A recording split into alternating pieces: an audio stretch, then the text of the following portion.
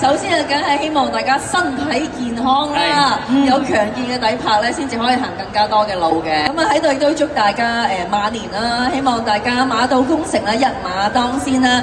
我哋就學咗嗰個就係興啊、安啊、屈啊，係今次先學嘅係咪？係啦，係嘛？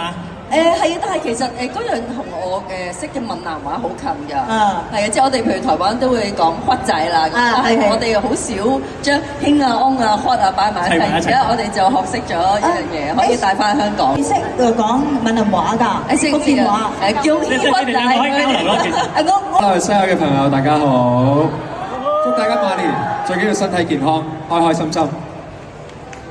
其實咧，我覺得自己係一個最啱 timing 嘅時刻嚟到幫 event 宣傳。點解？因為我專登整斷咗自己兩條韌帶。咩啊？因為我受傷啊，我踢波受傷啊。係啊，因為我知道要做 event，我專登整傷佢。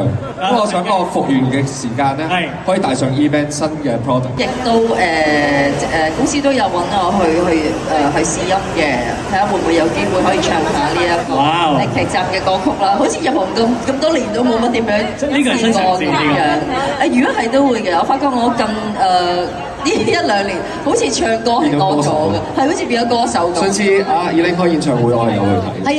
係佢撐即係阿浪啦，咁就嚟咗睇我哋啊！多謝你咯。喺澳門嗰度係咪啊？我哋喺內地咯，廣州咯，係咁就搞咗一個即係黑白戀曲嘅音樂會。咁我覺得近呢一兩年都係比較多去接觸一樣另外一個嘗試，就係唱歌嘅嘢。係我啱啱就完成咗一部關於香港機場嘅劇集啦，真係非常日誌，其實係第2輯嚟㗎啦。咁我繼續喺裏面飾演飛機師啦，咁揸飛機啦，好開心啦。